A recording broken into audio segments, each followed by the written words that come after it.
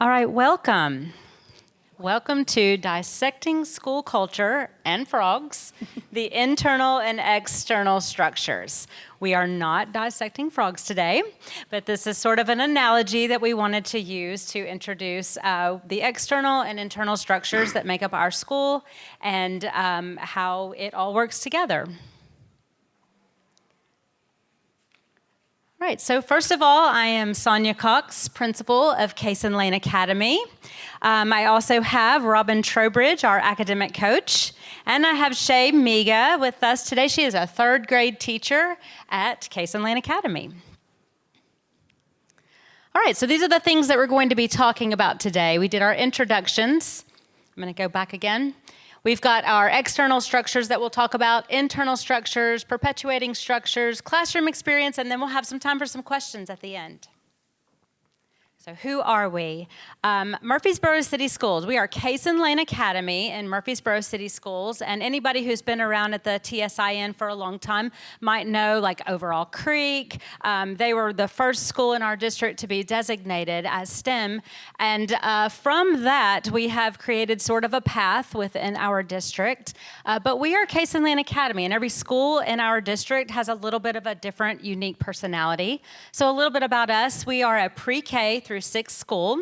We have 792 students right now, but we are going to 1,100 students next year. So we are experiencing huge growth this year.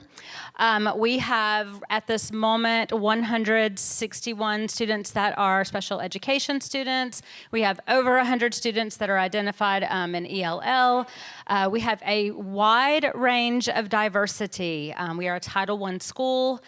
We serve a number of the hotels in our area. So we have some transient students that are coming in and out. And so we want to provide an experience for all.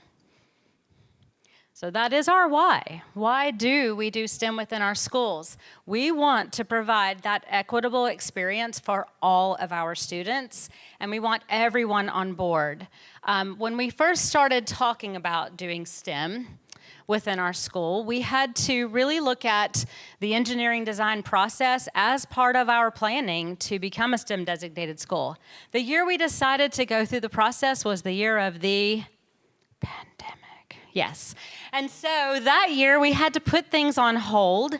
And then the following year, we decided to bring it back to the table. We had a STEM team.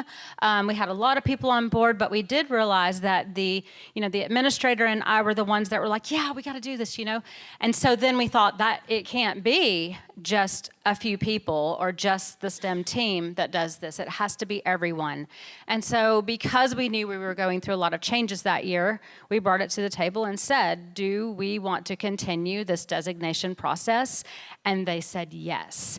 And so at that moment, we realized we needed to step back and let our teachers be the leaders for this. And so that is kind of the path that we've taken since that time. All right, so some of the things that, the expectations within our school district have been really important to us. Murfreesboro City Schools has, until today we had 8 out of 13 schools designated STEM, but today we got a 9th one. So 9 out of 13 schools have been designated as STEM schools, which is huge.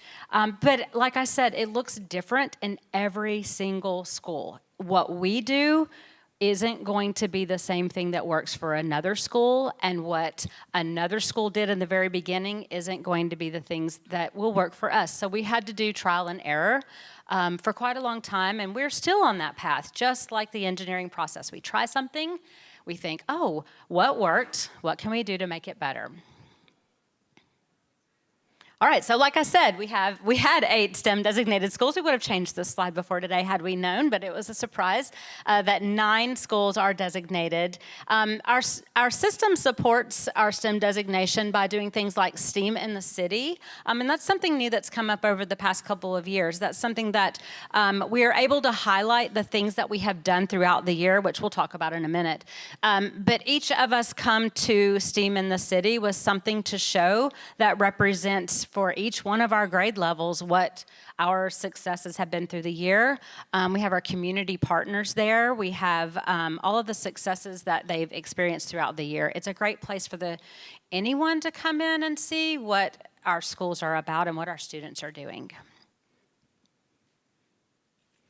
All right. So some of the things that have evolved throughout time would be our STEAM team. And that's kind of what I was saying before, is that before it seemed like it was kind of an administration thing where we're like, yeah, let's do this. And the other administrator and I that were there before, we were new and we were like, yeah, this is our goal. We're going to do this. But then what you realize very early on is it's not a small thing. It is an everybody thing. And so we stepped back, and that leadership has evolved over time. As a matter of fact, our academic coach, one of our EAs, several of our teachers have really moved into that leadership position over the past couple of years. And so I may make it to a meeting. I might not make it to the entire meeting, but I know what's going on because they are the leaders in our school of this. Also, at the beginning of last year, one of our EAs said, hey, let's have a STEAM lab. That's going to be cool. And so in the beginning, it was a STEAM lab that you could sign up and go to. And it wasn't getting used as often as we wanted to, so we had to start kind of evolving that as well. And then we realized, hey, let's put it into the rotation for related arts. And then now we have that in our rotation. But then we changed it to a coding lab for a while, and we were like, this is not working. So each quarter we're saying, hey, what can we do to make this better? And now it's an innovation station. Now, with that said, STEAM doesn't just happen in a room. And so that is something that we have been really, really stressing throughout the year, and the other structures that we continue talking about help support that STEAM doesn't happen in a room. The STEAM lab is to help support things that we're doing in our classroom, but we also do them in our room. All right, so kind of like Henry Royce, we take the best and make it better. All right, without the right succession of planning put to play in human resources, we build for the future without a future. And so that's something that we want to empower our people. And I think that's where we're going next with our school culture. So that's just kind of where we are today, is to here to tell our story. And as Ms. Cox said, what works for us isn't going to necessarily work for you. But maybe today you'll get one thing that you can take back to your school and say, hey, that worked for them, let's try it.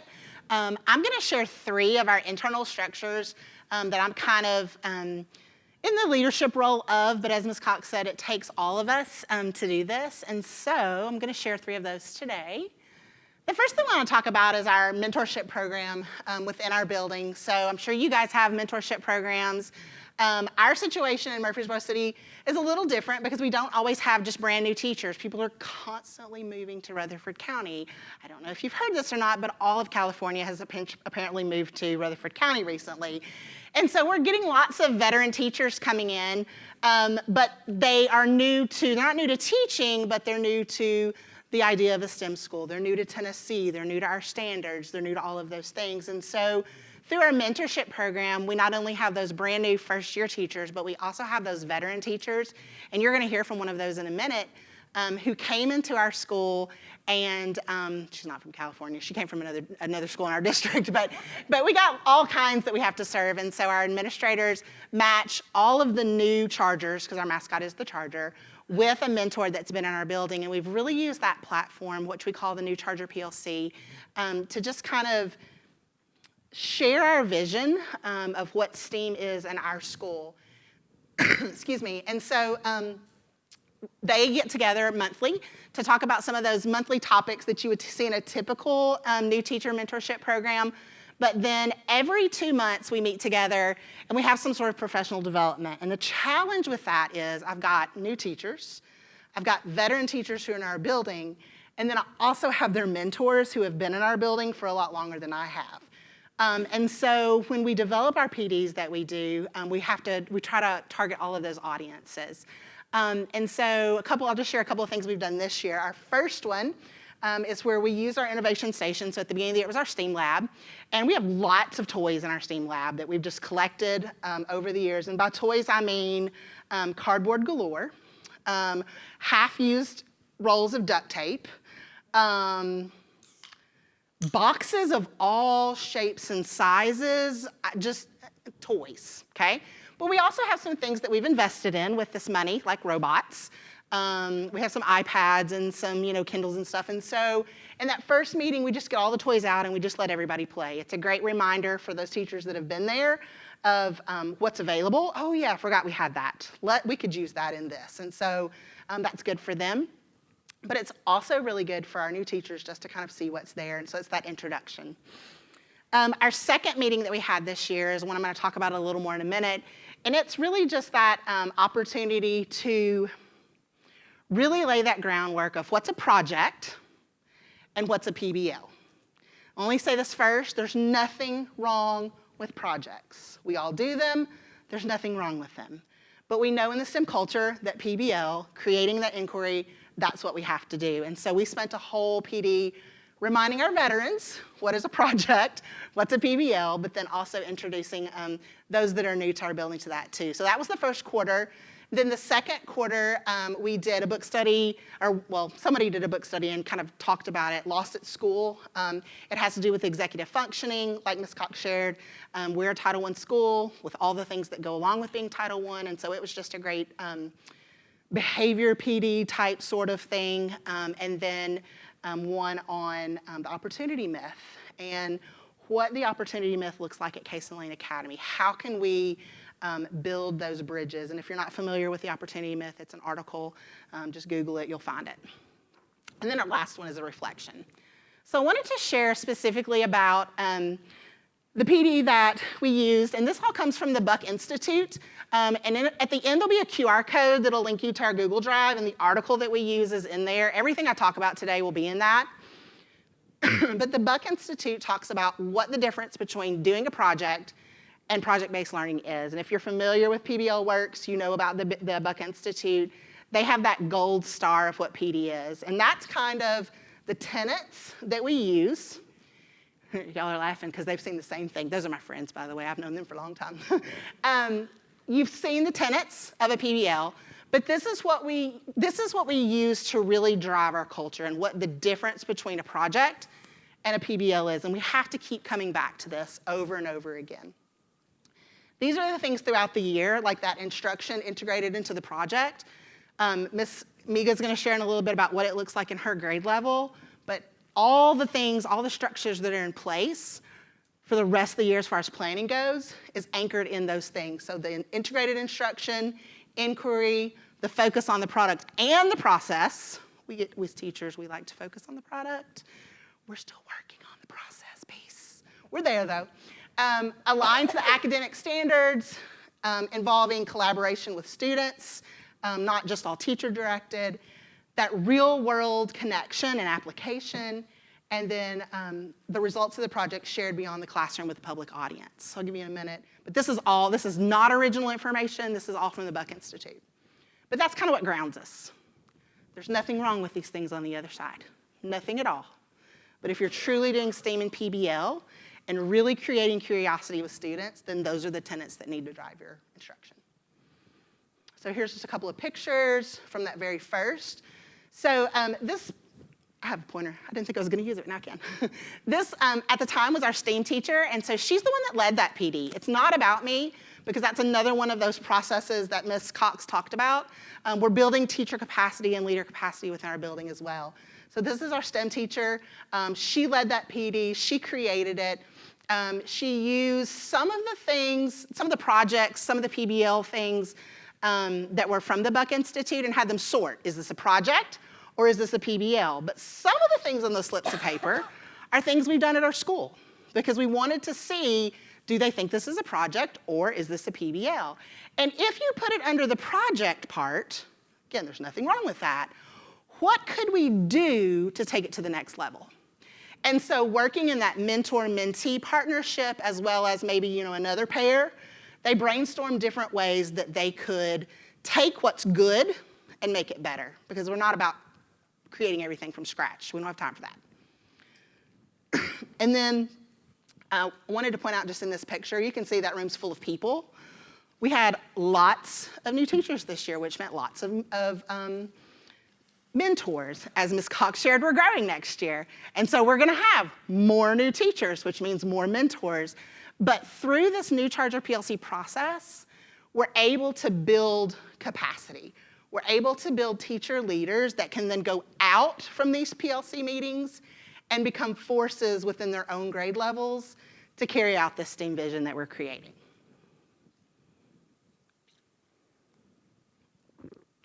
The second thing that I want to talk about, just briefly, and again, Ms. Miga will go a little more in depth to this, is kind of how do we do that? So here's what we do.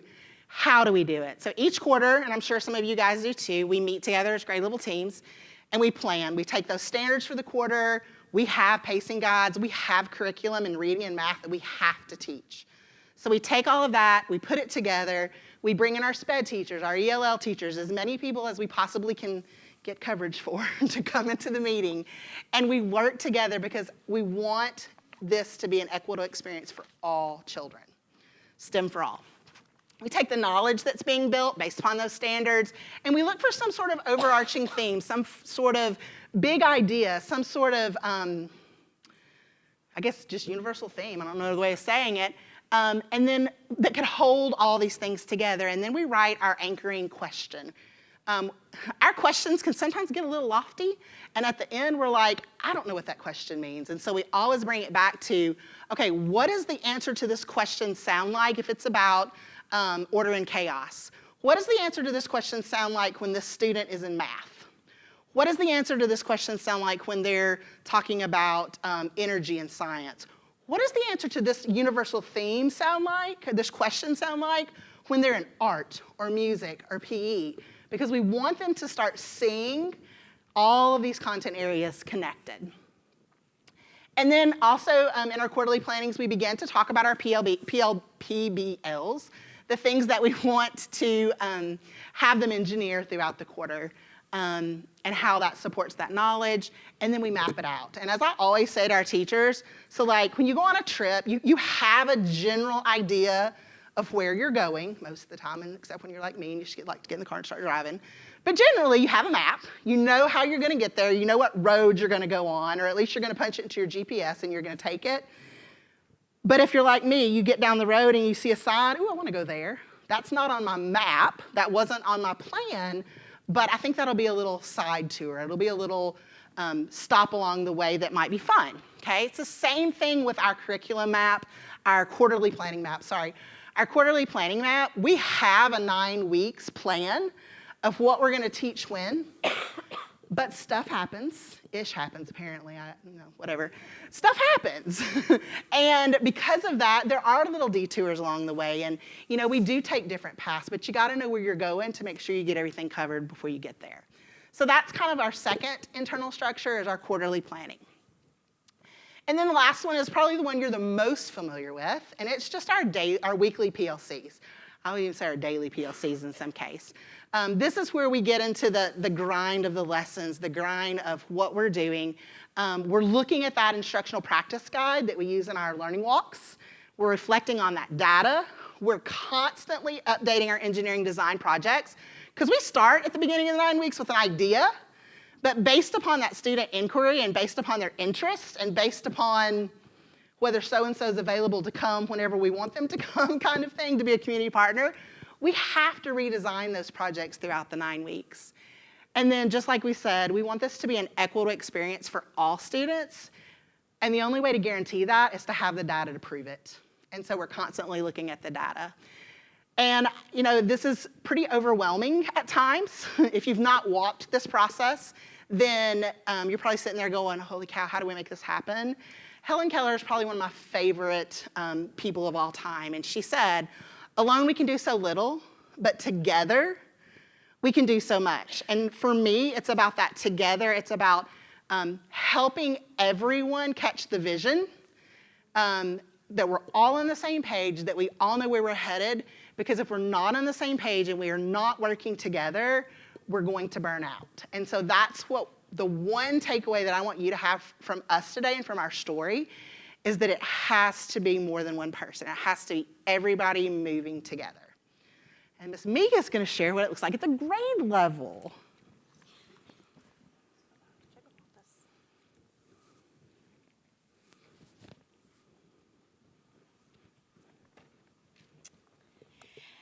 So I came to Cason Lane as a new teacher in third grade, first year in third grade. And I just want to show hands or a thumbs up. How many of you have been a new teacher? How many of you have taken a new role? How many of you have done a new role in a new place? Impacts pretty much all of us, right? And that's really where it came as an idea that this is something that's worthy to talk about. What are the structures at a place that really supports to kind of onboard a teacher or someone new to a process or something that is the culture? Like, that's tangible, but can I really point to that? And I would like to show you those things of what that looked like at Cason Lane this year for me.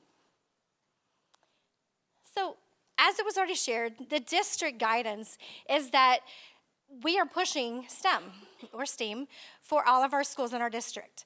And there are guidelines that are there for us, but the previous school I was at last year and had been there for quite a few years, we were in the process of that, but we had not reached designation. And so for me as a teacher, there was some frustration of saying, well, what is this? Is this a brand new thing? Like, how many times have we said we have one more brand new thing to do? And I felt that, and quite passionately at sometimes, of feeling like, one more thing, I don't understand, how can we do one more thing? And when I came to Cason, and they had already been through the designation process, it occurred to me, it dawned on me, oh, when it's part of the culture, and everyone is doing it, it's a lot easier for it to be just what you do. Not something new, not something added, not something in addition, it's just what you do.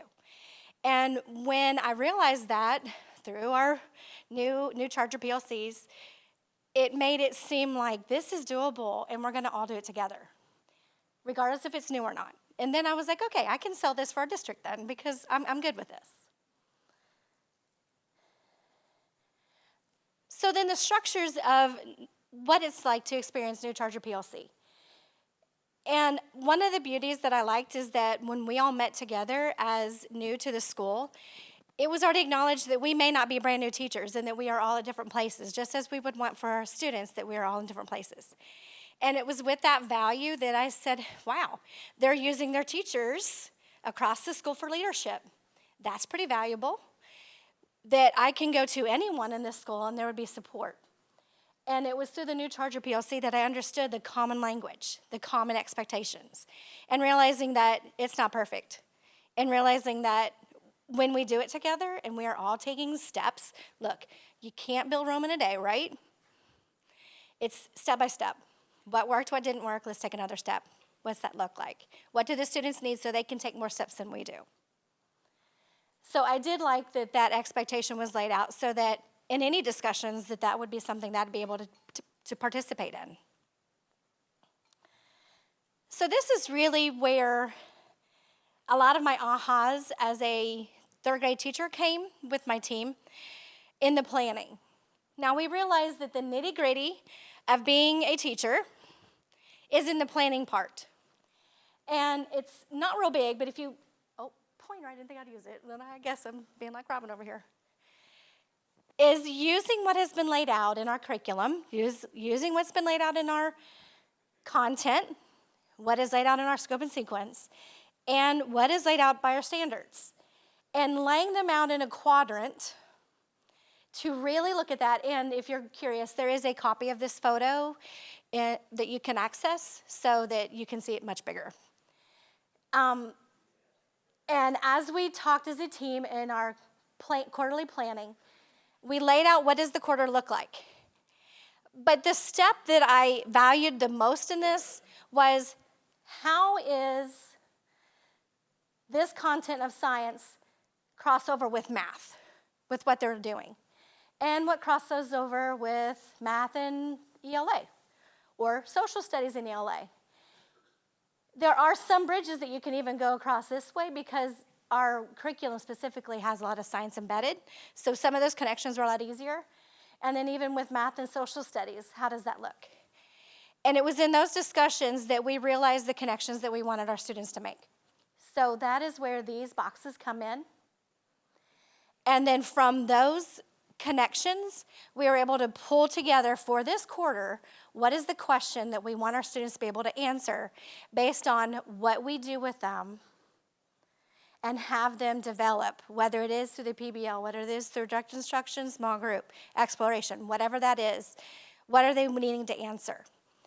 And, research says that the best learning that they have is where they can consolidate it. They can take it no matter what curriculum, no matter what discussion. They can move it in between and in and out and have that flexibility. So if we want that, this is going to be a part that drives that. Is going to be that overarching question, and they can answer that. Now, the other part that was not new to me, but was one that I said, oh, this makes sense now that I'm at a school where they have been doing this process for a while.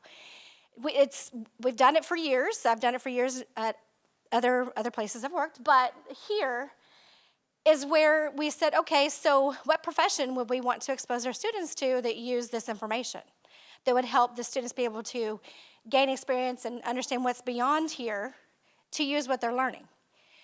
Who in our community would help us and support us in doing that? And that is where I have fallen in love this year. It's also been a thorn. I'm gonna be honest with that too. It's been a thorn because it's like, I don't know. We've asked 4 people and they're not able to connect with us and help us with our kids. So I realized that it's more than just somebody going, oh yeah, sure, I'll come to your school. I'll visit you and talk to your kids, or we can do a field trip at your school for your kids. But I would say that the beauty of having them come and seeing the students make those connections, not me, I made them, but for the students to make the connections for beyond our walls, how are they going to use what they learn? What is the real world application for them? And I will also say, specifically in this quarter, the second quarter when we did our planning, we made a connection with a local college, MTSU, and they had a person in their ag department who zoomed in and talked to our students about what we were discussing. And we had hoped, it didn't work, but we had hoped that step would be they would work with the students with their project and their PBL and give them feedback to make it better. Did not happen, but that's definitely our goal for each quarter when we do that. Okay, so that brings, So from that discussion and quarterly planning, it does go into down here where it's just showing you the structure of what we have for our day-to-day planning. And what are we doing day-to-day as students? What are the students doing? What are they learning? What is their work? What are we trying to get them to take out of that for knowledge?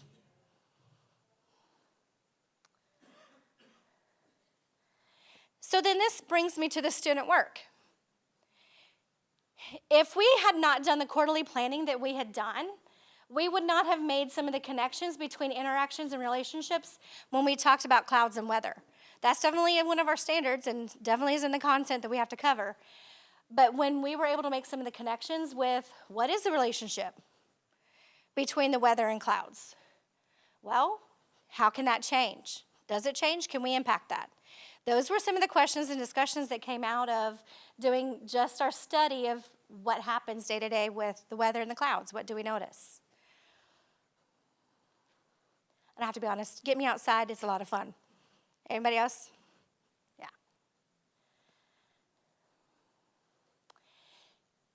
This one is also one of my favorites. It is doing area and perimeter in math.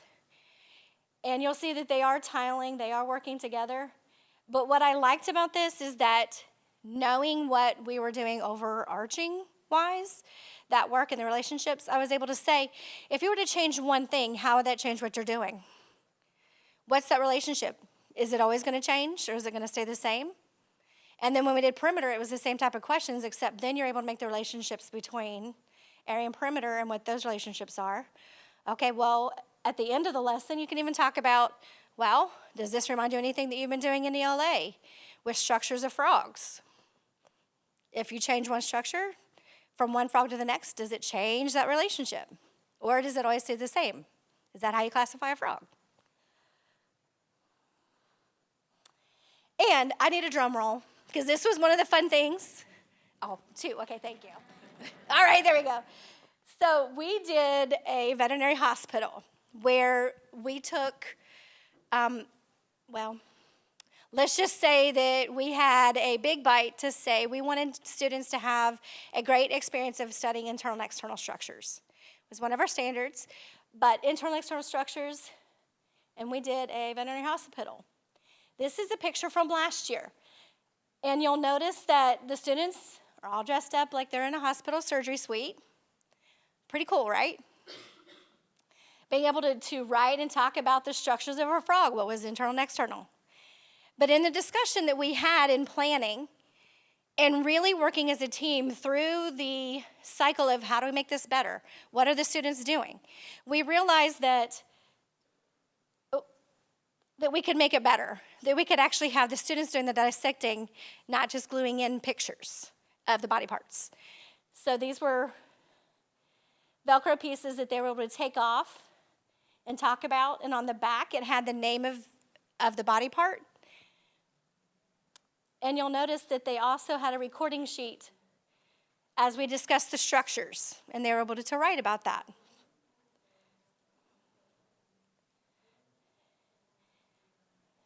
You'll notice that some wrote more than others. But I can also tell you this is where collaboration works for students, where you have the talk and also the academic talk, doing way more talking about the structures and what they're doing than what they're writing.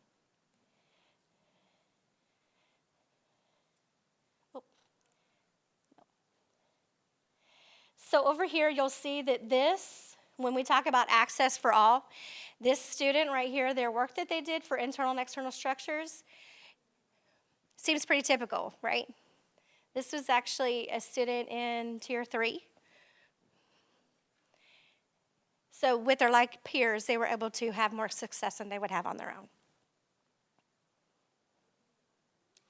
And oh yes, we actually had a real frog that was being dissected as we talked with the students. I can tell you by far, when you think about students having that one thing that they walk away from the grade, this was the one that we said, go big or go home. And it wasn't even a part of our PBL, but it was a part of their background knowledge that we wanted them to have so they could be successful in their PBL. Oh, yes. Oh, yes. But our frogs, we've ordered the frogs the last several years from the Carolina Biological Company. We've done this for 3 years, I believe.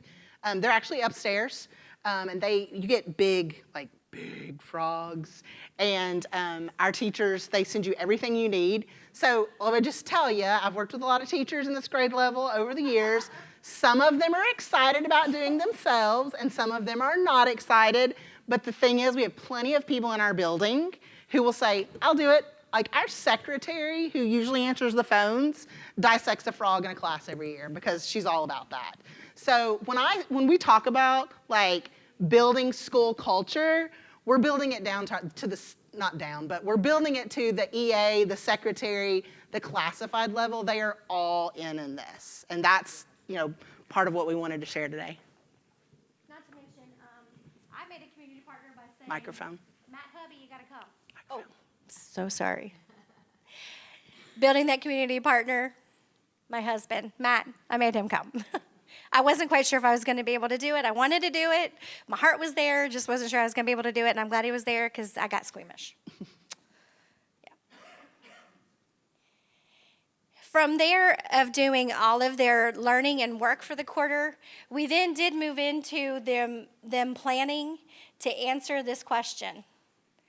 What habitat can we create in our pond at CLA to support local frog populations? So there was a grant that was awarded to CLA to build a pond. And from that, we really wanted to have that be a problem to say, how can we get the local population to come to CLA in that area? Like, do they just magically appear?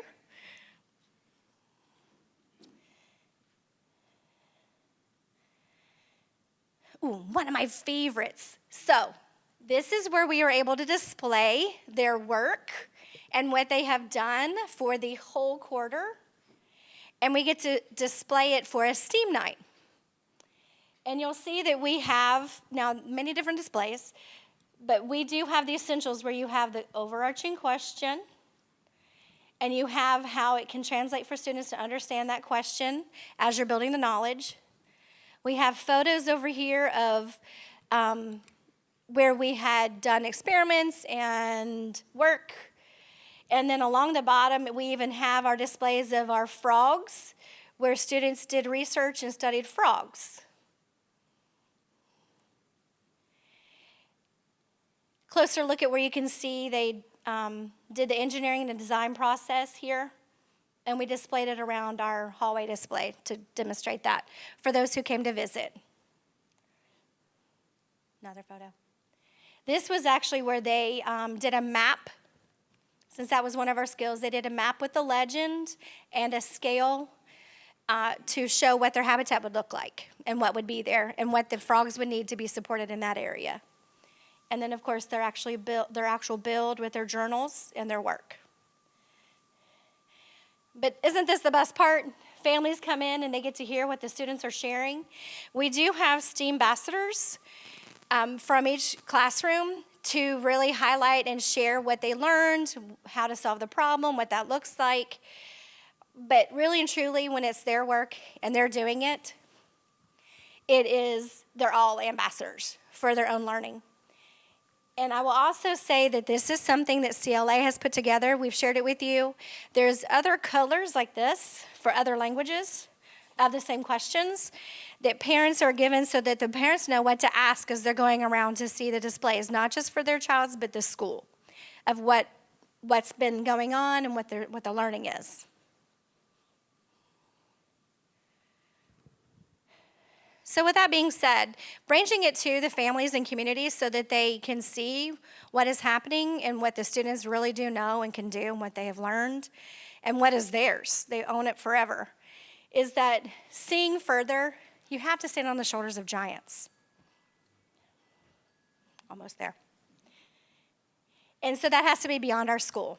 And so beyond our school, what that looks like is our teachers branching out so that they get ideas from others, collaborate and network, to get experiences just like this conference. This is my first time at this conference, so I feel like I'm definitely here to learn a lot to take back to my school. And as you'll see, that there are many different examples of what we listed here, specifically internal structures, what are we doing with teachers and students within the district, which would be our external structures, and then what do we specifically have for beyond our district, for teachers to be supported in their process of learning to take it back to the school so that our students continually have the best and can have equity in their experiences.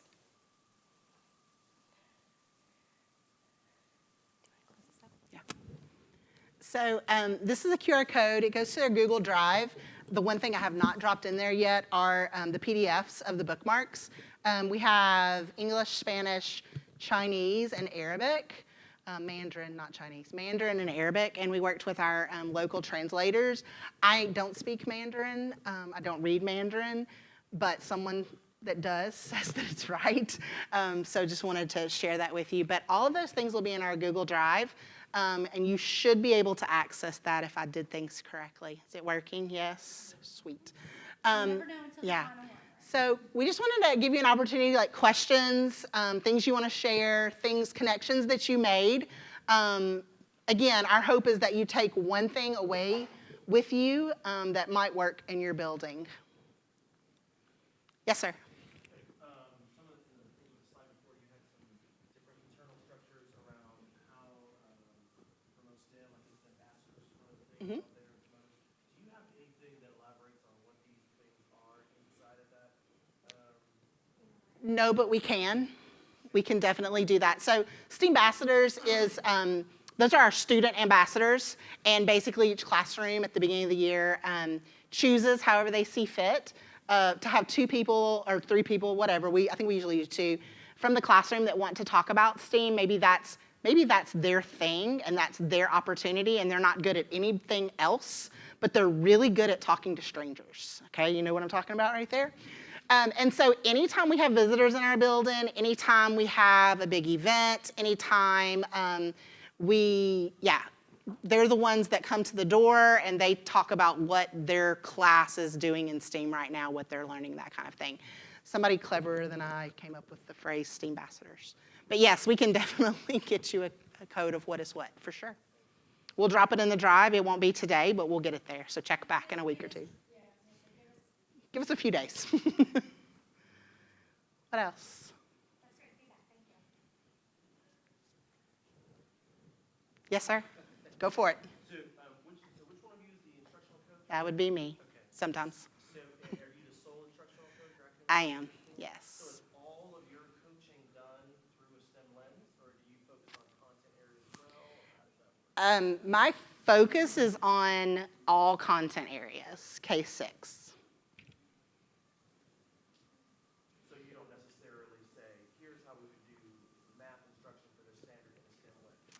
No. Looking at just content. Because for me, and the way I see my role is actually as a district, is that academic coach, the math and the reading, basically. But because I am where I am and because I am who I am, I talk through that lens. But ultimately, it's the grade levels. Like, I'm there as a support. I will brainstorm all day long with them. But, in the end, I say to them, you're the one that has to live with it.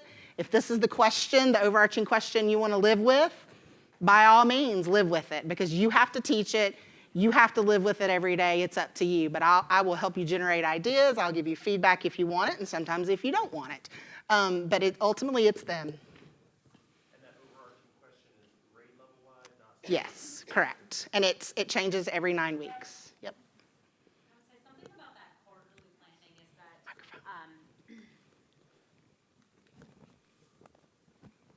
think that's that big window of everything. It's that we meet for 2 hours. We get coverage for the teachers. We try to block it up to their planning time. We try to block it up to maybe a recess time so that we're not missing a lot of instruction. But we designate 2 hours for them to sit down, and that it seems like a lot of time, and it's mentally draining. But it's, you still have things you have to do afterwards. But it's that time when you get the overall picture of here's what our whole quarter looks like. Here's the ideas, the connections that we've made. Some people who've been there for a couple of years, maybe they have their own interpretation of it. But when we have new people on board, it changes the perspective a little bit. And we love that because each year it takes a little bit of a different journey when we do that planning. And I want to piggyback off to what she said. If you're an administrator, that the way to change your school culture is by who you hire. And so if that's, a struggle that you have, or if that's, something that's going really well for you, it's because of the people you've brought in your building. And not only do you bring them in, but then you have to acclimate them to the culture that exists or to the culture that you're trying to create.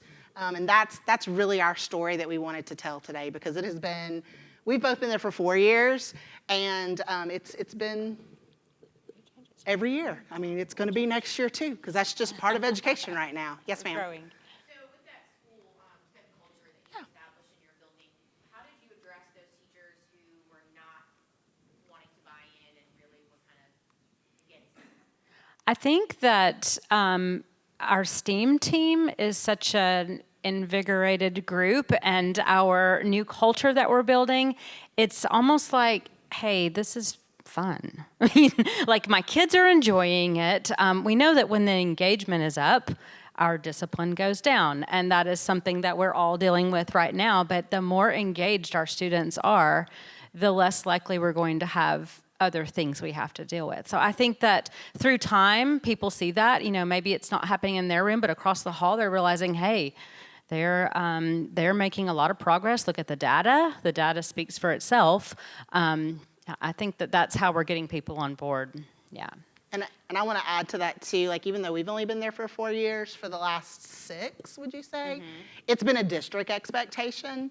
And so even though we weren't at that school, the process, our district itself had made, some of those moves. It's just part of our language. And it's just who we are as Murfreesboro City Schools. But I think as we continue, we are ever evolving. I mean, everyone has their input, and so I think once every voice is heard, you have buy-in. Yeah. There was a hand back here. Yes, ma'am. So I am at Black Box. Yeah. And so I'm in their district, and they actually helped us go through, I was on our designation team. And that exact question goes right back to what she